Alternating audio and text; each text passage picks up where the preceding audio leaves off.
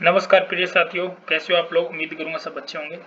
चलिए दोस्तों, हम बात कर रहे हैं साइकोलॉजी हम पढ़ने वाले हैं।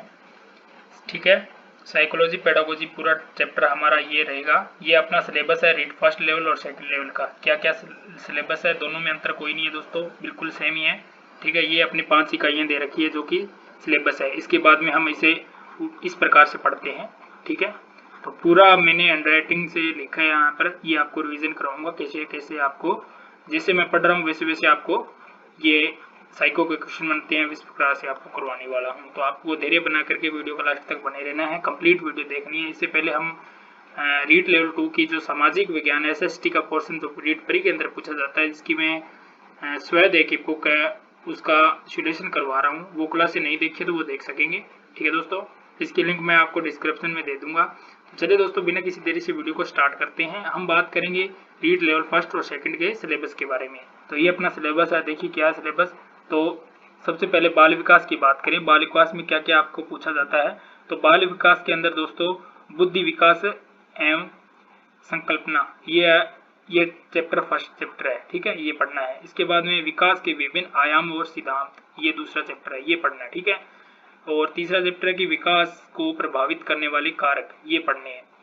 इसके बाद में अधिगम से संबंधित जो उनका संबंध है, अधिगम से संबंधित क्या है बाल विकास का, ये पढ़ने हैं। फिर ये चैप्टर आ जाता है सबसे इम्पोर्टेंट, ये चैप्टर है कि वंशानुक्रम व वातावरण की भूमिका, ये पढ़ना है इकाई फर्स्ट के अंदर, यानी कि बाल विकास। ठीक है, तो ये हो गया बाल विकास के बारे में। इसके बाद में देखिए इकाई टू की बात करें तो इसमें क्या पूछा जाएगा कि व्यक्तित्व की भिन्नताएं के बारे में ये अपना चैप्टर दे रखा है कि व्यक्तित्व का अर्थ, प्रकार, व्यक्तिगत की विभिन्नताओं के प्रभावित करने वाले कारक, ये अपना जो इकाई 2 के अंदर चैप्टर पढ़ने वाले हैं।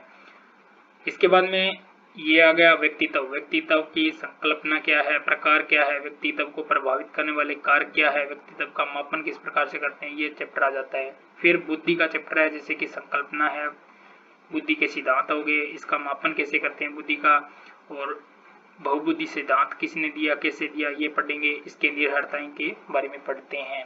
तो ये व्यक्तित्व टॉपिक है, इसके अंदर व्यक्तित्व पढ़ेंगे और बुद्धि टॉपिक पढ़ेंगे। इकाई थर्ड की बात करूं तो इसके अंदर दोस्तों विभिन्न अधिगमकर्ताओं की समझ क्या है, तो इसमें पिछड़े, मंदबुद्धि बालक, प्रतिभाशाली बालक, सृजनशील बालक और अलाभान्वित वंचित विशेष योग्य बच्चों एवं अधिगम क्षमता युक्त बच्चे, ये इनके बारे में पढ़ेंगे। क्या क्या है, पिछड़ा बालक, मंदबुद्धि बालक, प्रतिभाशाली बालक, सृजनशील बालक और अलाभान्वित बालकों के बारे में, उनकी अधिगम क्षमता के बारे में पढ़ेंगे। इसके बाद में अधिगम में आने वाली कठिनाइयां क्या क्या है, उनका समायोजन, ये चैप्टर है, इनकी संकल्पना और तरीके पढ़ेंगे। ठीक है, और समायोजन में अध्यापक की भूमिका क्या है, ये पढ़ने वाले हैं। इसके बाद में है अधिगम का अर्थ और संकल्पना, ये पढ़ेंगे। इसके अंदर दे रखा है कि अधिगम को प्रभावित करने वाले कारक पढ़ते हैं। अधिगम के प्रमुख सिद्धांत, जिसमें से व्यवहारवाद, गेस्टाल्टवाद, संज्ञानात्मकवाद, निर्मितवाद, ये है सिद्धांत जो प्रमुख रूप से पढ़ेंगे। बच्चे कैसे सीखते हैं, इनके बारे में पढ़ेंगे। अधिगम की प्रक्रिया के बारे में पढ़ेंगे। चिंतन, कल्पना, तर्क के बारे में पढ़ेंगे। इनके उपागम है, जो कि कल्पना, चिंतन, तर्क के क्या उपागम है, ये पढ़ेंगे। इसके बाद में पढ़ने वाले अनुभाविक अधिगम क्या होता है, संकल्पना और मानचित्रण क्या होता है, ये पढ़ेंगे। अन्वेषण और समस्या समाधान क्या होते हैं, ये पढ़ेंगे। इसके बाद में लास्ट चैप्टर है इकाई 4 का अभिप्रेरणा व इनके अधिगम के लिए निर्भरताएं, ये हम पढ़ने वाले हैं इस चैप्टर के अंदर। ठीक है, तो टोटल मिलाकर के ये 5 इकाइयां हैं जो हम क्रम वाइज से इस चैनल के माध्यम से पढ़ने वाले हैं। तो धैर्य बना करके पूरी जो भी मैं मेरा मटेरियल है जो करवाऊंगा, जो जिस प्रकार से मैं पढ़ रहा हूँ, यानी कि मैं भी L2 की तैयारी कर रहा हूँ, क्या क्या मैंने पढ़ा है साइको के अंदर, वो आपको इसी वीडियो में बताऊंगा। तो आपको जो जो मैं पढ़ रहा हूँ वैसे वैसे आपको अपनी नोटबुक में नोट करते रहना है। जैसे मेरे नोट्स में नहीं है वैसे मैं आपको यहाँ पर टाइप करके हुए आपको पढ़ाने वाला हूँ। ठीक है दोस्तों, इसके बाद में 5वीं इकाई की बात करें तो शिक्षक एवं अधिगम की प्रक्रिया पढ़ेंगे कि इसके अंदर अपने को दे रखा है एनसीएफ 2005, यानी राष्ट्रीय पाठ्यक्रम रूपरेखा 2005 के बारे में पढ़ देंगे। और इसके संदर्भ में शिक्षण अधिगम की व्यू रचना के बारे में और विविधता के बारे में पढ़ेंगे। इसके बाद में कि अधिगम का आंकलन कैसे करते हैं, मापन क्या है, मूल्यांकन का अर्थ और उद्देश्य क्या है, समग्र एवं सतत विकास, समग्र एवं सतत मूल्यांकन क्या होता है, ये पढ़ेंगे। उपलब्धि परीक्षण का निर्माण कैसे होता है, सीखने के प्रतिफल क्या है। ठीक है, और क्रियात्मक अनुसंधान क्या है ये पढ़ने वाले हैं। शिक्षा का अधिकार अधिनियम 2009 के बारे में पढ़ेंगे, जिसके अंदर अध्यापकों की भूमिका और दायित्व के बारे में हम पढ़ेंगे। तो एनसीएफ 2005 और आरटी एक्ट 2009 ये प्रमुख रूप से पूछे जाएंगे ऐसे इकाई 5 से। और शिक्षा नीति 2020 की है, ये भी पूछा जाएगा। और इसके साथ ही महत्वपूर्ण सिद्धांत क्या क्या हैं वो पढ़ेंगे। महत्वपूर्ण पुस्तकें, उनके लेखक ये भी आ सकती हैं, शब्दावली वगैरह। ठीक है, तो ये हो गए रीड फर्स्ट और सेकंड लेवल की जो प्री का सिलेबस है। यही मेंस का सिलेबस है दोस्तों। कॉपी पेस्ट थोड़े बहुत चैप्टर है वो कम कर दिए गए हैं बल्कि, लेकिन ये इतना ही है कुछ। ठीक है, तो ये अपने बात कर ली हमने सिलेबस के बारे में। ये अपना सिलेबस है मोटे तौर पर, ये क्रम वाइज से हम पढ़ने वाले हैं। लगभग विकास के अंदर हम लगभग 5 क्लास दूंगा आपको।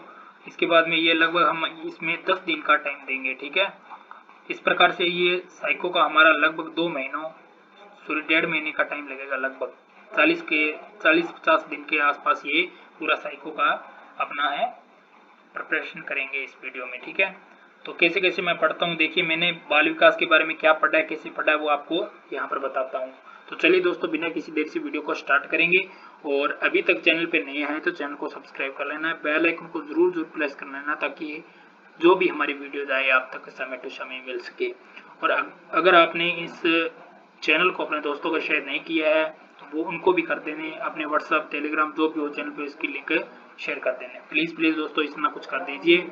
ठीक है, जितना आपका शौक मिलेगा, जितना कुछ आपका रिएक्शन आएगा, उस हिसाब से हम बेहतर करने की कोशिश करूँगा। ठीक है दोस्तों, क्योंकि आपके साथ साथ भी मेरी तैयारी हो रही है, तो मैं अच्छा करने के लिए, अच्छा कुछ देने के लिए आपको मेहनत करूँगा। ठीक है, तो चलिए दोस्तों, बाल विकास के बारे में मैंने क्या पढ़ा है, कैसे पढ़ा है। तो बाल विकास दोस्तों बालकों के मन व स्वभाव का अध्ययन करते हैं। बाल विकास के अंदर बाल मनोविज्ञान है, इसमें बालक के मन व स्वभाव का अध्ययन करते हैं, ये कुछ आता है।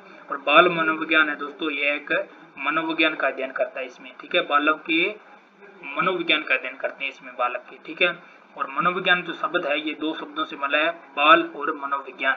बाल का दोस्तों अर्थ होता है बालक और मनोविज्ञान का अर्थ होता है मन के विज्ञान से। ठीक है, ये है।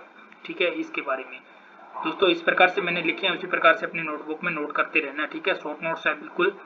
चलिए आगे बात करते हैं बाल मनोविज्ञान का अर्थ क्या होता है। बाल मनोविज्ञान का अर्थ मैंने यहाँ लिखा है कि बालक के मन तथा व्यवहार का अध्ययन करने से ही है इसका अर्थ।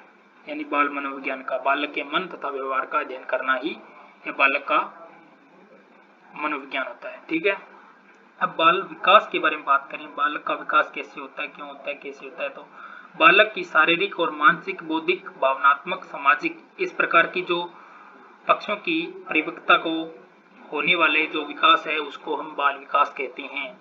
यानी कि बालक में शारीरिक हो, मानसिक हो, बौद्धिक हो, भावनात्मक हो, सामाजिक हो, सारे पक्षों का जो परिवर्तन होता है उसको हम बाल विकास कहते हैं।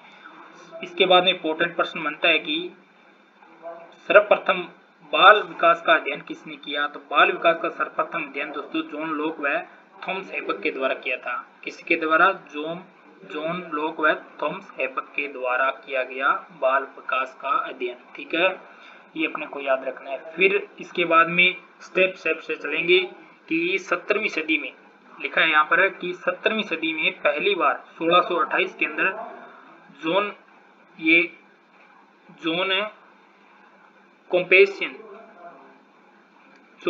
कॉम्पेशियन नामक व्यक्ति है, इसने बाल विकास के संदर्भ में सोचना शुरू किया था। किसने किया था सर्वप्रथम बाल विकास के बारे में सोचना? तो कॉम्पेनियस नामक व्यक्ति है, इसने सोचना सर्वप्रथम शुरू किया था। इसके बाद में 1657 में उन्होंने 2 पुस्तकें निकाली थी। ठीक है, और इसमें बताया कि बालक को विषय वस्तु को चित्रों के माध्यम से समझाना चाहिए। यानी कि बालक को सर्वप्रथम प्रारंभिक शिक्षा है वो कि चित्रों के द्वारा इसको दी जानी चाहिए। ये है जॉन कॉम्पेनियन की जो बुकें हैं, इसके अंदर 1657 के अंदर इनको बताया था। इसके बाद में 18वीं शताब्दी की बात करें, इसमें पेस्टालोजी नामक एक व्यक्ति था, इसने अपने बच्चे पर 3.5 वर्षीय बच्चा था उस पर अध्ययन किया था। ठीक है, इसके बाद में पेस्टालोजी ने 1774 में उन्होंने जीवन की लीलाओं का वर्णन किया। तो अपने बालक की 3.5 वर्षीय की बालक पर उसने इनकी जीवन की लीलाओं को अध्ययन किया। उसकी बुक है दोस्तों बेबी बायोग्राफी। पूछा जाएगा बेबी बायोग्राफी पुस्तक किनकी है, तो ये है पेस्टोलॉजी की। और पेस्टोलॉजी को हम बाल मनोविज्ञान का जनक कहते हैं। जो यहाँ पर लिखा हुआ है कि बाल मनोविज्ञान का जनक किसे कहते हैं, तो पेस्टोलॉजी होगा, पेस्टोलॉजी। ठीक है, तो जीवन की लीलाओं का अध्ययन पेस्टोलॉजी ने बेबी बायोग्राफी में किया था अपने बालक पर, जिसकी उम्र है 3.5 वर्षीय। ठीक है, इसके बाद में देखिए ये बालक के बारे में आप पढ़ लिया। इसके बाद में देखिए सर्वप्रथम बालक के विकास को मनोवैज्ञानिक तरीके से समझने का प्रयास किसने किया, तो टाइडमैन, ये लिखना है टाइडमैन। टाइडमैन ने सर्वप्रथम मनोविज्ञान के तरीके से समझने का प्रयास किया था और इसी के आधार पर ही बाल चिकित्सा मनोविज्ञान की विचारधारा का विकास हुआ।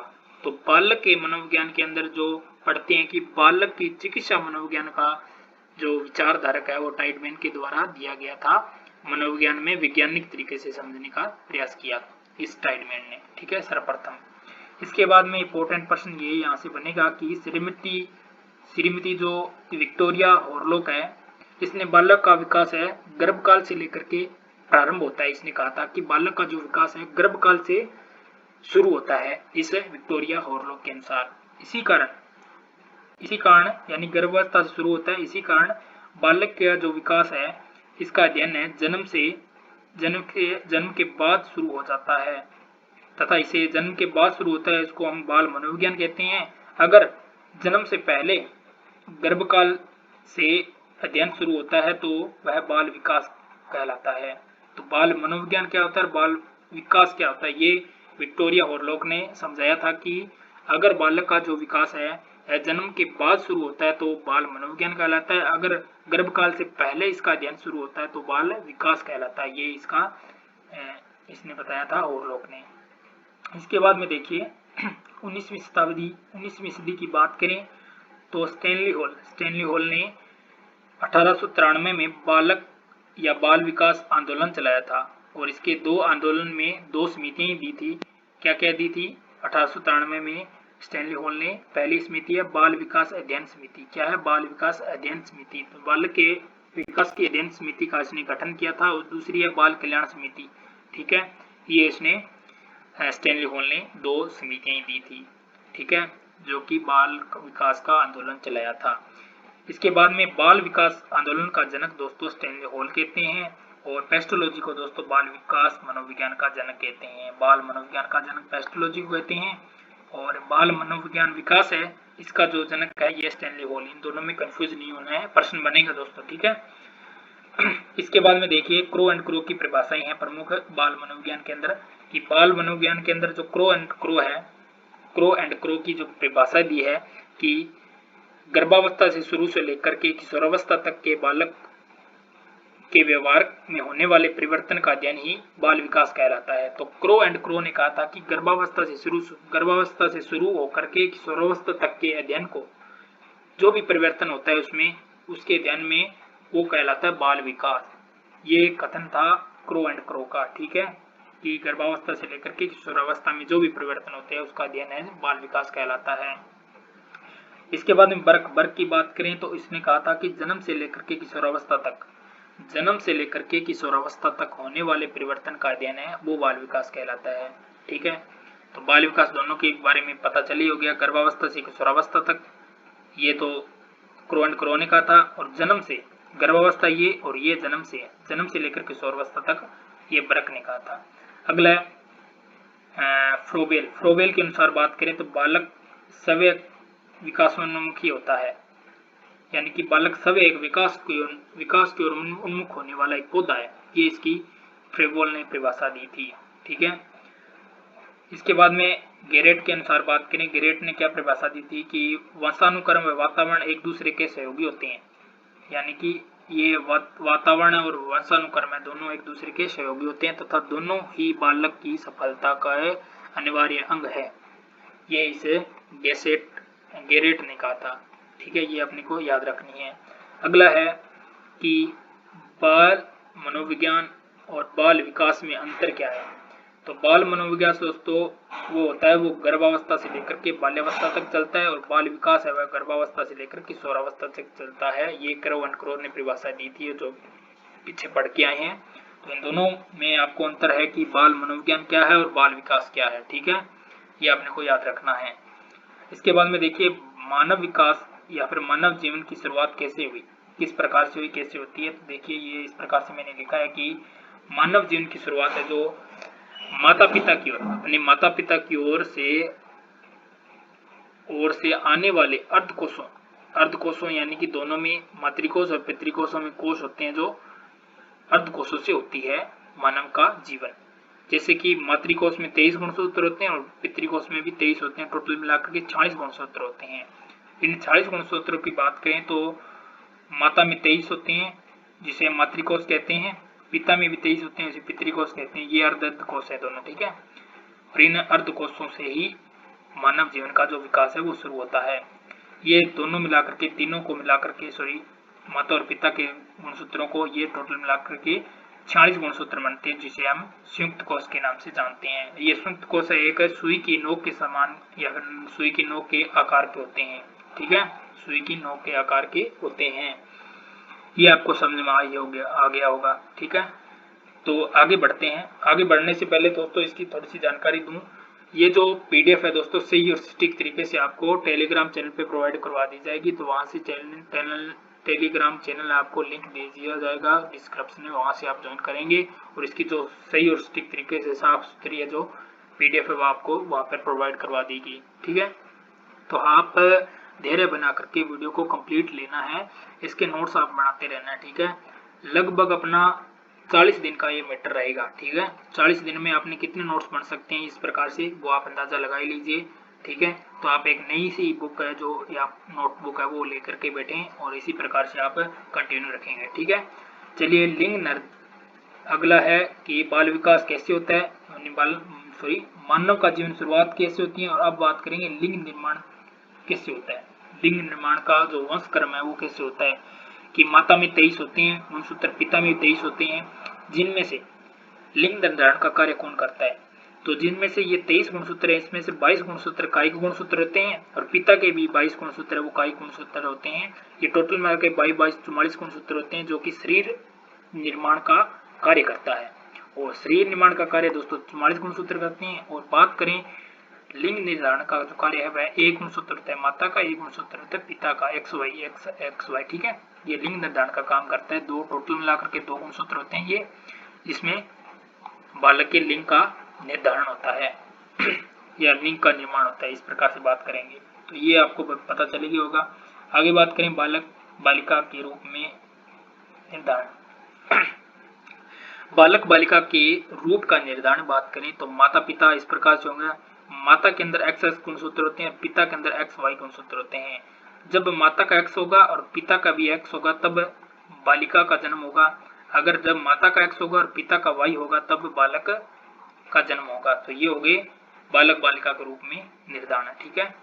आगे बात करेंगे क्या है कि वुडवर्थ ने कहा था कि बालक का जो विकास है वह वंशानुक्रम और वातावरण का गुणज है, ठीक है। ये वुडवर्थ ने कहा था कि बालक का जो विकास है वंशानुक्रम और वातावरण का गुणनफल है, यानी कि दोनों का गुणनांक है, ठीक है। ये अपने को बात याद रखनी है कि वुडवर्थ का क्या विकास में योगदान था।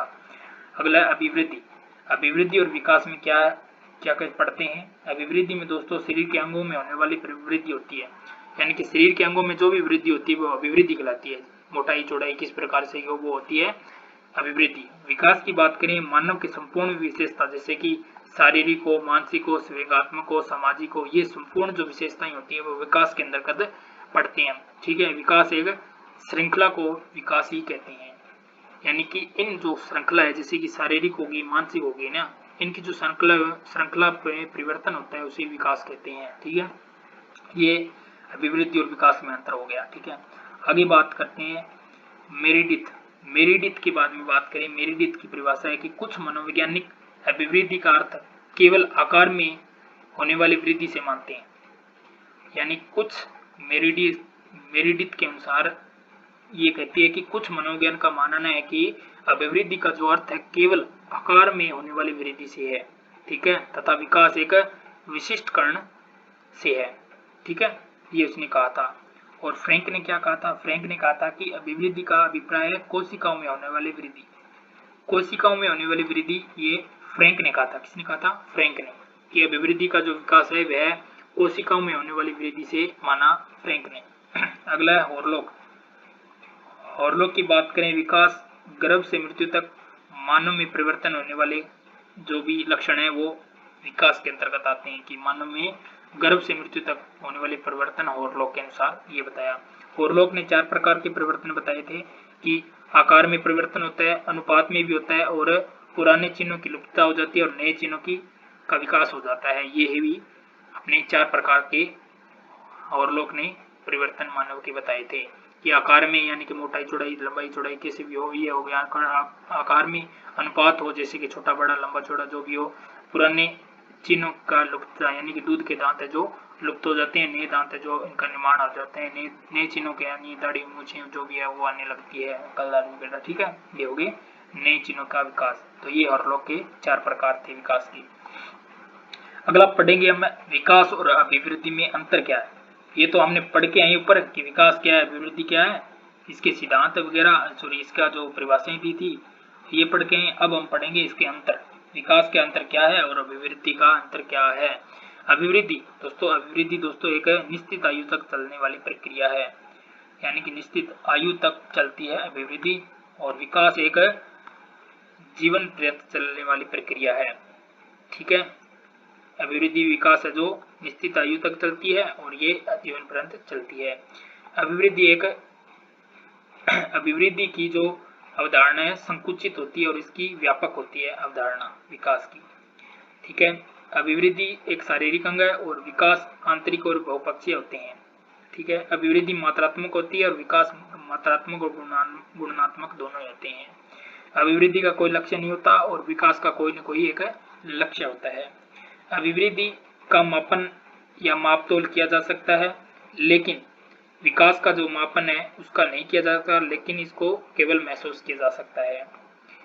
इसके बाद में अभिवृद्धि स्पष्ट दिखाई देती है, विकास को स्पष्ट दिखाई नहीं देख सकते। यानी विकास है जो स्पष्ट न दिखाई नहीं देता है, लेकिन अभिवृद्धि स्पष्ट रूप से दिखाई दे देती है, ठीक है। अभिवृद्धि का जो विकास है रेखीय रूप से होता है और विकास की बात करें तो इनका जो विकास है ये वर्तानुकार या वर्तानुकार के रूप में होता है। अगला देखिए, अभिवृद्धि का स्वरूप बाहरी होता है। क्या होता है? अभिवृद्धि का जो स्वरूप है वो बाहरी होता है और विकास का जो स्वरूप है वो आंतरिक होता है, ठीक है। अगला, अभिवृद्धि में होने वाली जो परिवर्तन है वो रचनात्मक होता है और विकास में जो परिवर्तन है वो रचनात्मक तथा विनाशकारी होता है। ये अपने विकास और अभिवृद्धि के बारे में प्रमुख रूप से हमने ये 5-7 लाइनें हैं जो कि बात करी है, ठीक है। इनको आप दोनों में अंतर है वो याद रख सकते हैं। आपको पूछा जा सकता है कि विकास कब तक कैसे चलता है और अभिवृद्धि क्या होती है, अभिवृद्धि शारीरिक होती है या क्या होती है, बहुपक्षीय होती है, या इस प्रकार से जो भी जिस प्रकार से प्रश्न बनेंगे आप इस टेबल को याद करके सरल से कर सकेंगे, ठीक है। आगे बात करते हैं हम बालक के विकास के सिद्धांत, ये पढ़ेंगे कि बाल विकास के सिद्धांत क्या क्या हैं। प्रमुख रूप से 10 सिद्धांत हैं जो इस प्रकार से दे रखे हैं, उनको पढ़ेंगे। चलिए, पहला सिद्धांत है कि बालक का विकास समान प्रतिमान समरूपता का सिद्धांत है। यानी समान प्रतिमान और समरूपता का सिद्धांत दोस्तों सोरेनसन ने दिया था। ये अपने को याद रखना है कि समान से समरूपता ये सिद्धांत है, ये सोरेनसन के अनुसार दिया था। यानी कि माता पिता से उत्पन्न संतान है वह संतान जन्म होता है माता पिता से, इसका उदाहरण होगा समान प्रतिमान का उदाहरण, ठीक है। जैसे पशु से उत्पन्न जन्म पशु का होता है और पक्षी से जन्म पक्षी का होता है, मानव से जन्म मानव का होता है। ये उसका हो गया उदाहरण है जो मानव प्रतिमान के समान प्रतिमान के सिद्धांत, ठीक है, समरूप। अगला है बिजमेन का सिद्धांत है दोस्तों, बीज कोशों का सिद्धांत, जनन द्रव्य का सिद्धांत। ये है दोनों एक प्रकार के, बीज कोशों का या फिर जनन द्रव्य का। ये बिजमेन ने दिया था, इसने प्रयोग किया था चूहों पर। इसने देखा कि इसने प्रयोग करते हुए कहा कि चूहों की पीढ़ी दर पीढ़ी पूंछ काटता रहा, लेकिन कोई भी संतान बिना पूंछ की पैदा नहीं हुई। तो ये हो गया बीज कोश का सिद्धांत। यानी कि जैसे जैसे ही विकास होता है वो जीवन पर्यंत चलता है, यानी कि जैसे उसकी पीछे की पीढ़ी थी वो भी आने वाली पीढ़ी में इसका रूप है जो वंशानुक्रम है वो देखा जाएगा। ये इसका प्रयोग तो चूहों पर किया था विजमैन ने, लेकिन ये सफल नहीं हुआ। इसके बाद में विकास का सिद्धांत। विकास का सिद्धांत किस प्रकार से होता है कि विकास है जो क्रम रूप से चलता है, क्रमता के अनुसार। ठीक है, पहले गर्भावस्था पढ़ते हैं, फिर शेषावस्था, बाल्यावस्था, किशोरावस्था, प्रौढ़ावस्था, इस प्रकार से आगे क्रम रूप से चलता है ये विकास। ठीक है, आगे है विकास की दिशा का सिद्धांत। विकास की दिशा का सिद्धांत दोस्तों ये होता है सिर से पैर की ओर, यानी मस्तकोद्मुखी विकास होता है। यानी बालक का विकास है जो सबसे पहले सिर से होता है, फिर सिर से होते होते ये हाथों में, हाथों से पैरों होते हुए यानी सिर से पैर की ओर होता है विकास। ठीक है, इसकी दिशा है, यानी कि ये दो प्रकार से होता है। सिर से पैर की ओर तो सिफेलोकोडल इसे कहते हैं, और केंद्र से परिधि का जो सिद्धांत है उसको प्रोक्सिमो या प्रोक्सियोडिस्टल के नाम से जाना गया, जो कि रीढ़ से हड्डी का जो विकास होता है वो केंद्र से परिधि की ओर होता है, वो प्रोक्सिमियो डिस्कस सॉरी प्रोक्सियो डिस्टल ये होगा। ठीक है, थोड़ी कोई प्रॉब्लम हो गई है, इसकी वजह से मैं इसको अनुकरण नहीं कर पा रहा सही तरीके से। चलिए अब फिर से स्टार्ट करेंगे। निरंतर विकास का सिद्धांत, यानी विकास है जो निरंतर चलने वाली प्रक्रिया है। ठीक है, अविराम गति से ये बालक का विकास है जो चलता है, जैसे कि बालक की एक प्रक्रिया जो अविराम गति से निरंतर चलने वाली प्रक्रिया है, ये सिद्धांत दिया था। और स्किनर की परिभाषा है कि किसी भी बालक या फिर किसी भी व्यक्ति में अचानक कोई भी परिवर्तन नहीं होता, वह सतत रूप से होता है, यानी कि धीरे धीरे होता है वो परिवर्तन है। बालक का विकास है जो धीरे धीरे होता है, ये कहा था स्किनर ने। ठीक है, ये याद रखना है। अगला प्रश्न देखिए कि व्यक्तिगत भिन्नता का सिद्धांत। व्यक्तिगत भिन्नता का सिद्धांत ये कहता है कि दो बालकों के मध्य उनकी शारीरिक, मानसिक, भाषा के आधार पर या संवेगात्मक विकास के आधार पर भिन्नता देखी जाती है। ठीक है, ये हो गया व्यक्तिगत भिन्नता का सिद्धांत, यानी कि दो बालकों में चाहे सगे भाई बहन हो कोई भी हो, उनमें शारीरिक और मानसिक तौर पर उनमें विभेदन है वो देखा जा सकता है। ठीक है, ये हो गया व्यक्तिगत भिन्नता का सिद्धांत। अगला है सामान्य से विशिष्ट की ओर चलने वाला सिद्धांत। ये हॉरलॉक ने दिया था। पूछा जाएगा सामान्य से विशिष्ट का सिद्धांत किसने दिया, तो हॉरलॉक थी। ठीक है, और वगमिता के अनुसार दोस्तों बात करें, बालक सबसे पहले सामान्य शब्दों को बोलता है और इसके बाद में विशिष्ट शब्दों को बोलता है, ये कहा था एक सामान्य और विशिष्ट का सिद्धांत के रूप में उदाहरण। ठीक है, वाग्मिता का। अगला है प्रारंभिक वर्षों से, यानी प्रारंभिक वर्षों में तेजी का विकास। क्या होता है कि शेष अवस्था में विकास है जो तीव्र गति से होता है, बाद में मंद पड़ जाता है बाल्यावस्था में। फिर किशोरावस्था में विकास तीव्र गति से होता है, बाद में प्रौढ़ावस्था में मंद पड़ जाता है। इस प्रकार से बालक की गति है जो उतार चढ़ाव के रूप में होती रहती है। ये हो गया प्रारंभिक वर्षों में विकास है वो। ठीक है, शेष अवस्था में क्या होता है, तीव्र गति से होता है और बाल्यावस्था मंद पड़ जाता है, फिर ये उतार चढ़ाव वाला अपना है विकास। इसके बाद में विकास की भविष्यवाणी का सिद्धांत, ये इंपॉर्टेंट है। विकास की भविष्यवाणी का सिद्धांत है कि जिस प्रकार बालक का विकास होता है उसे देखकर हम उसके भविष्य के बारे में बता सकते हैं कि उसका भविष्य में क्या स्थान रहेगा। ठीक है, ये हो गया विकास का भविष्यवाणी का सिद्धांत। ठीक है, कि बालक के विकास यानी बालक के जीवन में जो भी घटना होती है उसको देख करके हम बता सकते हैं कि उसका भविष्य में क्या स्थान है। ये हो गया विकास का भविष्य का सिद्धांत। ये प्रमुख रूप से 9 सिद्धांत है जो हमने बात करी ली है। ठीक है, इसके बाद में हमने वृद्धि और विकास के बारे में अंतर की बात करी, ये प्रमुख परिभाषाएं बात करी थी, और बालक बालिका का निर्धारण कैसे होता है, लिंग निर्धारण किस प्रकार से होता है, मानव जीवन की शुरुआत किस प्रकार से होती है, ये प्रमुख विशेषताएं के बारे में प्रमुख ये परिभाषाएं दी थी मनोविज्ञान के बारे में, ये पढ़ लिया है। ठीक है, तो उम्मीद करूंगा ये क्लास है जो आपको अच्छी लगी होगी। तो आज हम वृद्धि और विकास के बारे में बात कर लिया है, पहला चैप्टर। ठीक है, आगे हम बात करेंगे, शुरुआत करते हैं कल से, कि विकास की अवस्थाएं, विकास की तीनों अवस्थाएं, उनके चारों अवस्थाओं के बारे में बात करें। गर्भावस्था, शिशु अवस्था और बाल्यावस्था, किशोरावस्था के बारे में बात करेंगे कल की वीडियो में, ठीक है। तो आज की इस वीडियो में इतना ही कुछ करेंगे। उम्मीद करूंगा आज की वीडियो आपको पसंद आई होगी। पसंद आई तो अपने दोस्तों को शेयर करना है और एक प्यारा सा कमेंट करना है ताकि हम अगली वीडियो में कुछ बेहतर कर सकें, ठीक है। तो कंटिन्यू हम क्लास लेंगे इस चैनल के। तो मिलते हैं इसी प्रकार से कल एक नई मुहिम के साथ, नए चैप्टर के साथ। तो आप सभी को धन्यवाद, शुक्रिया, राम राम।